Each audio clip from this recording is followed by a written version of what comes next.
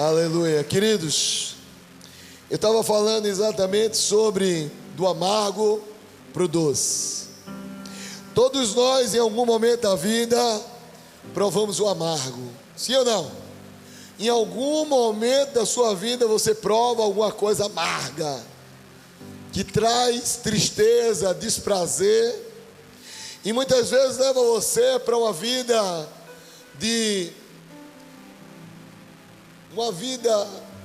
enjoada, sem alegria, uma vida azeda. Quem já chupou um limão, botou a cabeça de alho lá dentro, bateu no liquidificador e bebeu sorrindo? Não tem como, porque quem já experimentou um amargo não consegue mais estar sorrindo, não consegue mais, nem sequer consegue passar aquilo que tem dentro de você. Você só consegue passar o que tem dentro de você, na sua essência. Então, queridos, Deus está nos chamando para que a gente possa adoçar a vida de outras pessoas.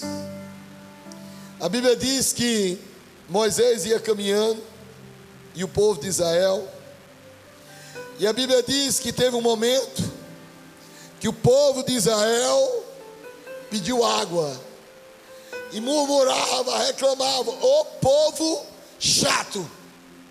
Não tem crente que é chato? Sai para lá, Senhor, Mas aqui na igreja a gente não faz isso. Vem para cá, vou te dar umas correções, mas eu não vou te largar. Mas tem uns cabas que é chato, não tem? Arruma problema para tudo. Pastor, não concordo. Ei, líder, isso não está legal. É uns crentes chatos, fica falando, reclamando, murmurando, nada presta, nada. Mas sabe, queridos, é porque está com a vida azeda. Isso não é só na igreja não, é dentro de casa. O relacionamento, o casal olha para o outro já com aquela cara de espantalho, irmão. Aquela cara que parece que um quer matar o outro. Meu irmão devia estar na beijoca, namorando, passeando. Mas quando a gente está azedo, parece que a casa fica esquisita. Fica ou não fica? E tem que ter alguém doce para mudar a realidade. A Bíblia diz que o povo reclamava, e quando foi beber a água estava amarga, a água estava. E a Bíblia diz que aquele lugar se chamou Águas de Mara, porque o lugar tinha águas amargas. Escute uma coisa: o amargo da perda, da traição, da frustração, da espera longa. Israel havia acabado de viver um milagre extraordinário.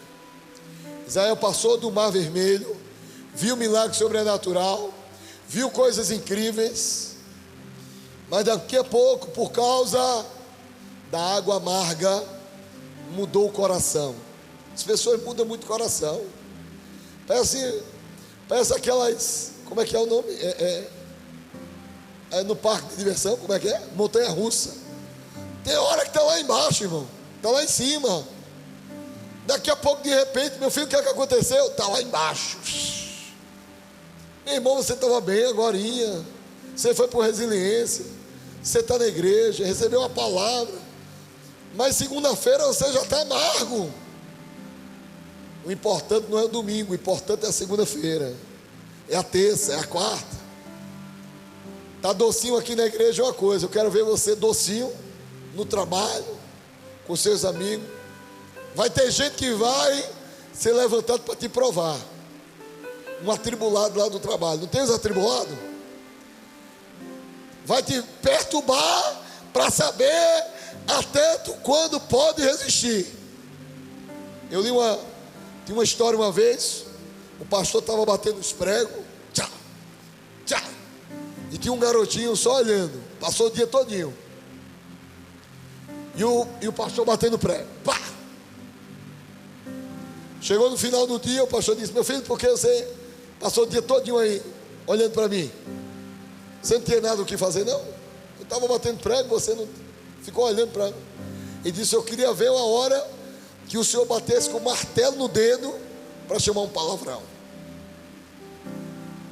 Tem gente que está filmando você, acompanhando você. Tem gente que atribula você para ver você se transformar do doce para o amargo. Diga, está amarrado. Tem gente filmando você, acompanhando você. Está doido de ver você chamar um palavrão. Está doido para ver você sair da presença de Deus. Quantos estão entendendo? Sabe, querido, tem vitórias passadas. Isso nos ensina muito, é muito poderoso. Tem vitórias passadas, não nos isenta de viver futuros desafios. Você passou uma vida passada, daqui a pouco você recebeu algo novo, sabe? Deixa eu te dizer uma coisa. Tem gente que teve uma história amarga, um passado negro, mas Deus está promovendo você, querido, para um tempo de visão ampliada. Nós temos profetizado para que a igreja do amor alcance 5.000 pessoas. Eu mostrei para os líderes lá a estratégia da gente chegar em 5.000 pessoas. Mostrei ou não mostrei? Viu? Já tem gente que vai dizer: esse pastor é doido, é coisa. Do jeito que eu quebrei essa parede aqui, do jeito que a gente, viu, comprou esse prédio, comprou a arena, do jeito que Deus tem dado visão ampliada para a gente, vai ter ainda gente que vai dizer: isso não vai dar certo, isso não presta. Porque na verdade o amargo faz você se tornar resistente. O passado deixou você muitas vezes incrédulo, e você precisa vencer isso. Um homem ou uma mulher que vive uma vida amarga, ele não vai andar, sabe, querido, no sobrenatural de Deus. Mara representa momentos que não entendemos. A Bíblia diz em Êxodo 15, 23, abra aí, Êxodo 15, 23. A Bíblia diz: chegaram a Mara e não puderam beber as águas, porque eram amargas. Sim ou não? Não puderam beber a água porque eram. O que é que isso significa? É o lugar onde você chega cansado, com expectativa. Você queria beber uma água doce, você queria, viu, encontrar uma coisa boa para a sua vida. De repente você encontra um amargo. Às vezes você não está preparado para encontrar um amargo na vida. Se você tivesse preparado, você não ia deixar simplesmente se envolver na murmuração, não ia se deixar recuar diante do desafio. Queridos, a igreja de Jesus é a igreja que é levantada para quê? E a gente falou isso lá no Impulsionado. A igreja é levantada, sabe para quê? Para multiplicar, para crescer, para ser uma igreja, querido, grande. A Bíblia diz que João, quando estava em Apocalipse, ele viu os céus e disse: eis que vejo uma grande multidão. Mas para essa multidão chegar, precisa os nossos corações estarem doces. Se uma pessoa chegar na porta, chegar nessa igreja e ver um irmão com a cara, ver o outro com a cara que parece um espantado, o outro com a cara fechada, o outro, queridos, a pessoa não vai querer ficar na igreja, porque o reflexo da igreja é o seu sorriso, é o seu abraço, é o seu acolhimento. Quantos estão entendendo? As pessoas querem ficar num lugar doce, elas criam expectativas para chegar na igreja. E quando chega na igreja, se a igreja for amarga, se a sua cara for amarga, ele não quer saber de pregação, não quer saber de louvor. Ele vai embora e vai dizer: aqueles crentes com a cara amarga, enjoado, azedo. Dê um sorriso para o seu irmão aí do lado aí. Diga para ele: vamos viver o melhor de Deus. Diga: ajeita essa cara. Dá um sorriso aí, mostra a chapa para o teu irmão. Mostra a chapa. É alegria, irmão, sabe? A gente não nasceu para ficar carregando amargura, não. A tristeza vem, diga comigo: tristeza vem e vai embora. Algum momento da nossa vida vai vir tristeza, mas não é para entrar no nosso coração e deixar que essa vida amarga te consuma. Qual é o perigo de fazer morada no coração? O amargo fazer uma morada no coração. A Bíblia diz que Moisés murmurou. A murmuração nasce. Como é que a murmuração nasce? Primeiro, ficam os mais reclamando, viu? Deixa de orar, deixa de agradecer, deixa de ter fé para estar reclamando, viu? Sabe, queridos, tem pessoas amargas que não são tratadas. Por quê, pastor? Porque o coração está endurecido, porque já foi contaminado pelos relacionamentos. Querido, tem que ter cuidado no que sai da sua boca. Você pode deixar uma pessoa com o coração amargo. Quantos estão entendendo? Se eu chego para você: Cris, é o seguinte, fulano, Cris, pastor Marcelo falou de tu e disse que tu tem uma cabeça grande. Aí você vai dizer: rapaz, pastor Marcelo falou isso, eu tenho uma cabeça grande, eu tenho mesmo, será? Aí você vai dizer: poxa, porque o pastor Marcelo falou isso? Aí você vai ficar triste, você vai ficar decepcionado. Aí daqui a pouco você descobre que não foi o pastor Marcelo, foi o Lamarão que falou. Aí diz: espera aí, foi o pastor Marcelo Lamarão também? Aí daqui a pouco a cabeça do Cristo está rolando na igreja. E ele está triste, amargo, ele disse: eu vou sair da igreja. Mas por quê, pastor? Pastor, eu vou sair da igreja porque os irmãos estão me dizendo que eu tenho uma cabeça grande. Quanto estou entendendo? Aí você, meu irmão, você está preocupado. Ei, tem um monte de gente para salvar lá fora, tem um monte de gente para ganhar, tem muita gente para a gente se preocupar. Tu está preocupado em falar da vida do irmão? Isso acontece só na igreja, não, acontece na sua casa. Meu irmão, nós somos uma igreja de ativação profética. Se tu na roda de tuas amizades estiver falando mal de alguém da igreja, mal de alguém da tua casa, tu está com a maldição, chamando maldição para a tua vida. Quantos estão entendendo? Porque tu está propondo um coração amargo na vida do seu irmão. Não se conversa da vida de ninguém em rodinha de amigo, porque você tem que blindar o seu irmão. Quantos estão entendendo?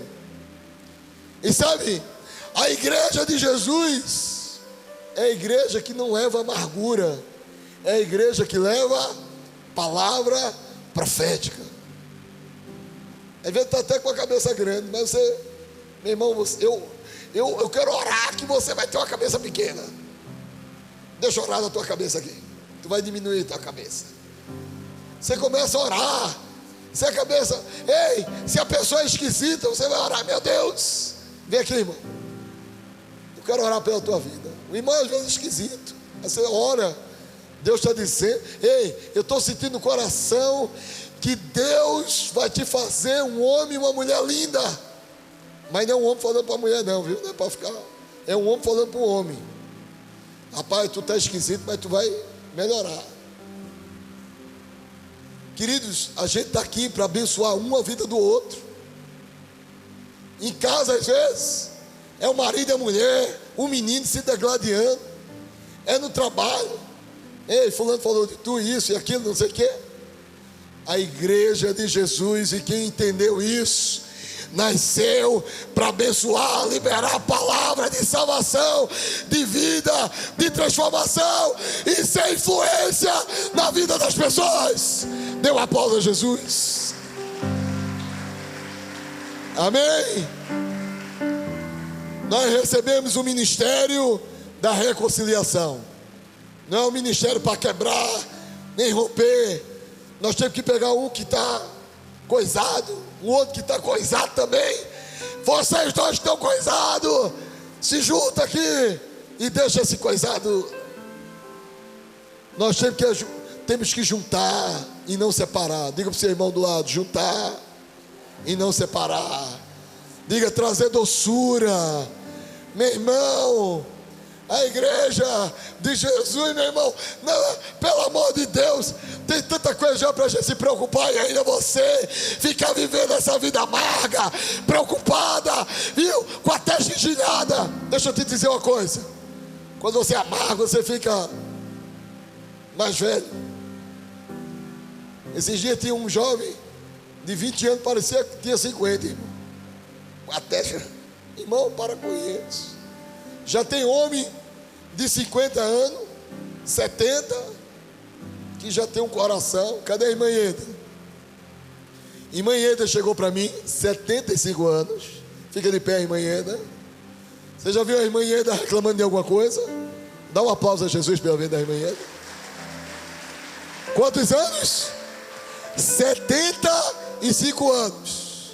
Ela chegou para mim e disse: pastor, eu queria que o senhor orasse, porque eu quero abrir uma célula na minha casa. Meu irmão, 75 anos, está motivado para abrir uma célula. Olha a doçura.